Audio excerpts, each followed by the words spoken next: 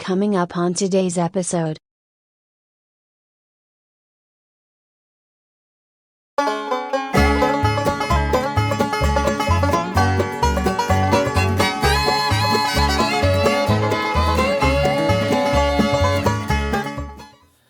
Good evening, YouTube. Here with you at the table. I just finished this today, putting this together for the new printer, and thought I would use it to open up a box I got in the mail yesterday. And like I said, I thought some of you might be interested in it, so let's open it up and see what's inside. Alright, well, you can see it is a radio. It is a Silvertone. I believe it's a catalog number 18, I believe. I don't know what the chassis number was, but I do have that somewhere. I'll put that, flash that up on the screen, let you know what it is. It is AM and FM. I believe it's from 1951, year I was born. So I thought it would be interesting, and it does look like the tuning dial moves, so that means the string is intact, which is always a good thing. Just ask Bill if you don't believe me. It seems to be in place, and it covers the band just like it should. It is rubbing the front of it. I'll have to basically get that loosened up a little bit, pull back from the front, because that always wears a nice ring in the plastic there. This is supposed to be plastic. Now, I don't know. Radios at this time were kind of Bakelite and plastic, mix or whatever. And so, like I said, this is what it is. Picked this up on eBay. I was just, going. I do this every once in a while. I'll just go through, see what's available, what's out there. And I found this one for basically less than $20, and shipping wasn't too expensive on it. And I decided, well, I'd go ahead and buy it, and I did. It came pretty quick. It was packed well. I do notice there's supposed to be a crack in the top. Now I haven't seen it. You can see them from the back here. It is needs a little repair there. There's an antenna on the other side of this. I don't know exactly. Well, there you go. That's that's one of the things that holds it in. These little plastic or whatever they are screws here. There's just one there, one here, it looks like. Maybe, I don't know, I can't tell. But one of them fell on the floor, so I have to pick it up. These are just like a push pin. I don't know how we can see it, but that's what it looks like. So there should be another one there. I can see that one, I can see that one up there. So I'll get that off. But one of the main things that attracted my attention, and it does have a cord cut off there, as you can see that, is the fact that it does have a power transformer. It's kind of rare for this vintage of radio. By this time, most of them were the transformerless type, and I guess they just decided to make one like this. I don't know.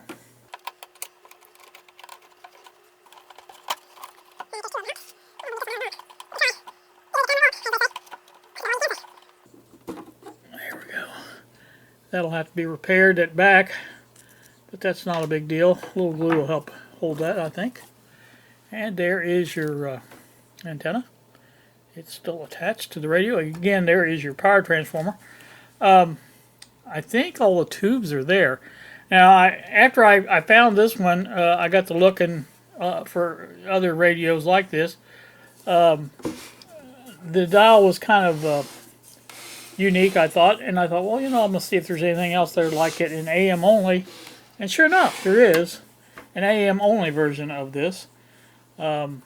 Same exact radio, same case, everything. It said, I looked it up on Radio Museum. It would told a little bit about it. Made by Arvin. I couldn't think of in Columbus, Indiana. So that's who made it. 4 Series, and they made the AM version as well. But again, like I say, it's the same cabinet, and it's even got the S on it over here, and you couldn't even see it. S here. The only thing is, the one I found first was they wanted $20 for it.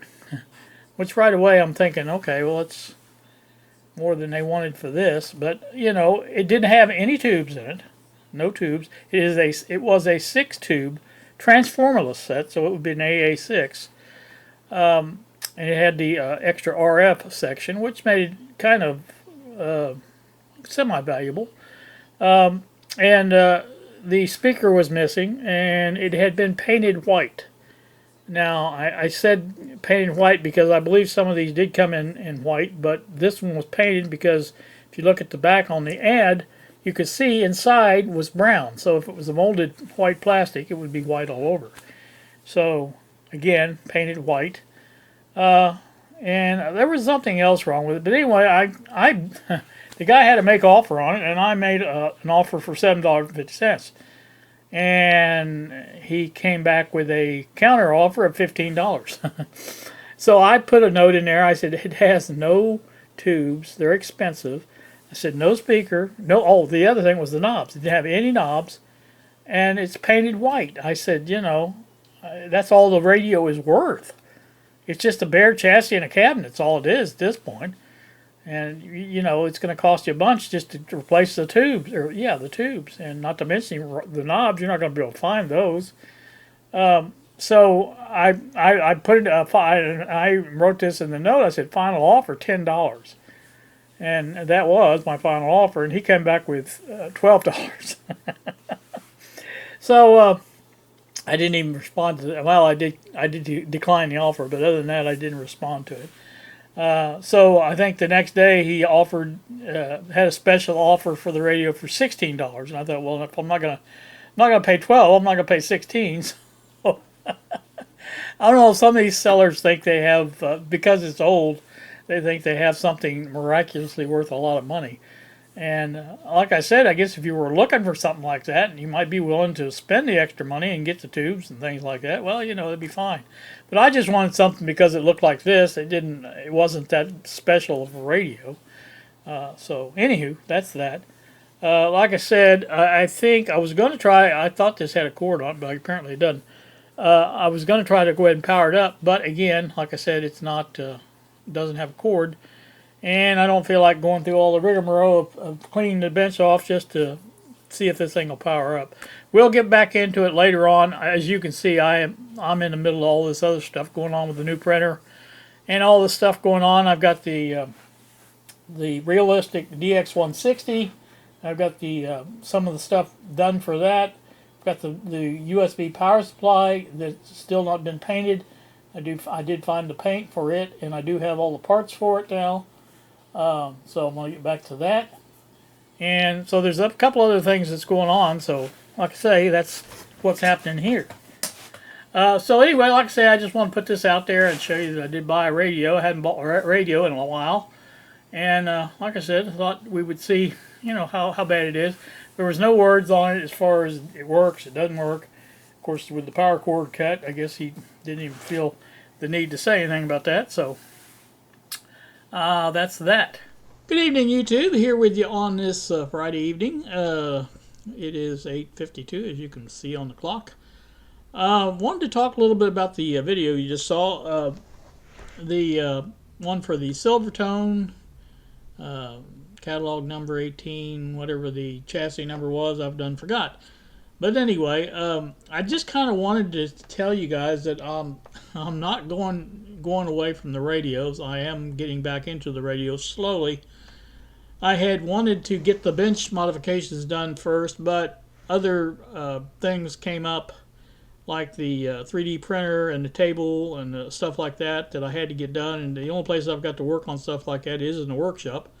So I've decided to go ahead and just kind of work around the videos that I do. And having said that, you've already seen the one on this radio here, the Silvertone, and previously you've seen the one on the realistic DX160. Both of those radios are coming up in more detail soon. In addition, I was watching Practically Fixed, his channel, the other day, and like I said, he was working on this little Atom Hallicrafters radio, and it is a basically an AA4 type radio, a 4-tube transformerless set.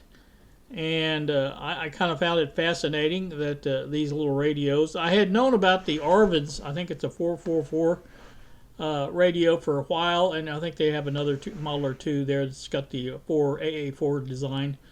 But I had decided to look on the internet and see if I could come up with some other maybe less common ones for it, and I came up with a list of 4 different radios. Some guy's site, and I don't even remember who it was, but he had listed 4 of these radios on his site, and so I had the model numbers, and I went to work on eBay to see what I could find. So, and I did find some, and as such, I think we'll show you what I did find first. This is not the first one I found, but this is the first one I bought. As you can see, this is a GE. I don't know if you can see it or not. There you go. Now you can. GE 55 tube radio, 419 for parts of restoration. That up there, you can see there it's got the 4 tubes, 35W4, the 50C5, that's audio, and then 12AV6 and 12AU6. One's audio detector and one's the converter or mixer. And so you can see there that those both are there, and there's the rest of the pictures. We'll take a look at those. There's what the radio looks like. Pretty simple design. Just the tuner and the volume, on and off volume. So there's the top of it, back of it with the antenna showing there. And there's the line cord. And so pretty much it that for that radio. Not much to it. The guy didn't want but $20 for it, and I went ahead and bought it. And like I said, it is what it is, I guess. But in addition to that one, I had this one that's I'm going to show you next. Was actually the first one I found, and it was a Westinghouse. The number is H648T4. Now, this was one of the other radios that was on that list of the guy that had these.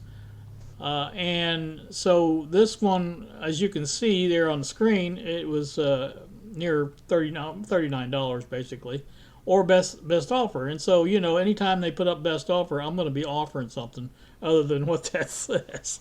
I very seldom pay what they're asking unless it's something I really, really want and they don't want to take my offer. But anyway, so you know, it says not working. So I thought, well, you know, let's look at the radio itself. You know, there's the bottom. It looks like it has a sticker on it, and it's gone.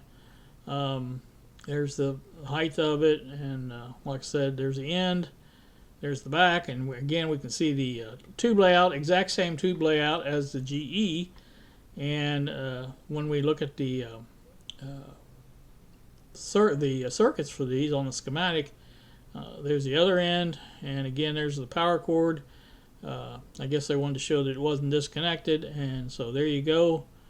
That's pretty much it.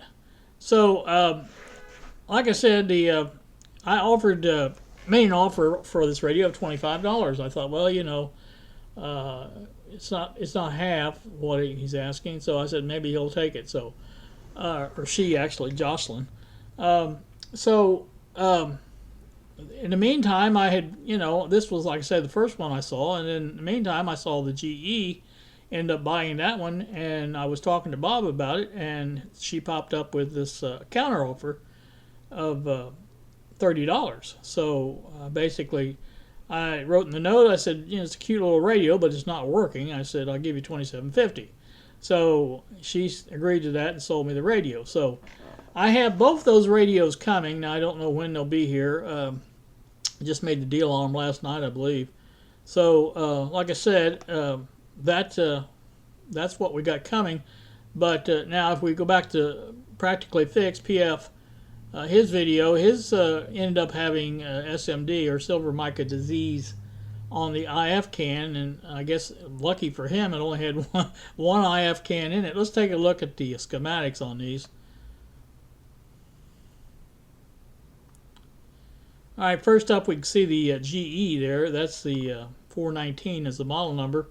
Uh, Basically, you come here to antenna, comes into the grid of the converter mixer. The oscillator, it runs through the cathode up through here, and Bob was questioning that, or not questioning it, but he said he had hadn't seen that very often. And I agree, he doesn't, but I've seen both ways. They've run it through the grid or the cathode. This one just happens to use the cathode. So anyway, again, the mixed signal goes to the first IF here CAN, which is the only IF in this case. It is 455. And then goes directly into the detector first audio tube here. And like I said, that is basically the same as the Westinghouse, which we're going to look at here in a minute. But again, not much sensitivity, I guess, is what you'd say here on the radio selection, because there's no amplification of the IF at all. Basically just a filter of it, and that's about it. Like I said, it goes directly over here to from the first audio to the audio output. And they don't even list this as first audio, but I think it's usually they are. You can see it comes around through here and comes to a resistor, so I'm pretty sure that's first audio as well. It's the same setup as the Westinghouse we'll look at in here in just a second. So let's take a look at it real quick. There's our Westinghouse. Again, you can see H648T4. Same circuit, antenna, converter, mixer. Goes through the cathode here for the oscillator. Goes right into the IF CAN there, and goes right into the first audio detector. And it's the same basic sort of setup. Now I do notice that it doesn't have. This one has the volume control on it and has a capacitor. Now that may be the difference. Maybe the other one doesn't work that way. Maybe it's just the signal comes through. I don't know.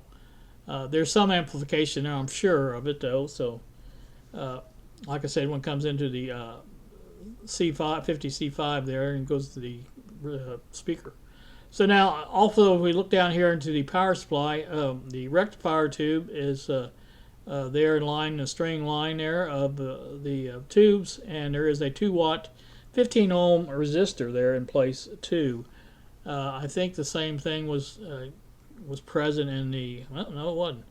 Oh, there is a resistor there. It's 33 ohm right there for that one. So it's a little bit different, but like I say, it's the same basic lineup. So they've got a similar purpose and similar operation there. So anywho, that's that. And like I say, you can see very simple radio to work on. That's a good. So happy about that, and like I said, I just hope mine doesn't have the silver mica disease, because I'm not a fixer of things like that. I have tried before and failed. I will admit it, because it's a difficult task. My biggest problem is keeping track of all the different connections and how this thing lines in there. Which one's the input, which one's the output. They all look the same to me. So, but you can see this is 455 also. Again, basically the same exact circuit. And like I said, there's just a few differences there. But anywho, that's a look at that. So basically what I'm saying is here, we've got some radios coming up on the channel. I didn't mean to totally get away from radios like I did, but you know how things escalate. I got into the 3D printing pretty heavy there for a while, and of course the business takes precedence over things, and so that's that. But like I said, I think we'll have a decent little radio break here and coming up. Still need to get that DX160 realistic up on the bench and get the switch pulled out of that. I think that's going to be one video right there in itself, because that's going to take some doing to get all those wires disconnected and know where they go back and things like that. So that's one of the reasons I want to do that video, is so I'll know how they go back. I think you do a video and you can see the color of the wire, you can see where it came from, you can see all that stuff in one time. It's much easier to put them back like they were. So anywho, that's that. I'm going to get off here, and like I said, you guys have a wonderful evening. Thank you so very much for watching, and we will see ya.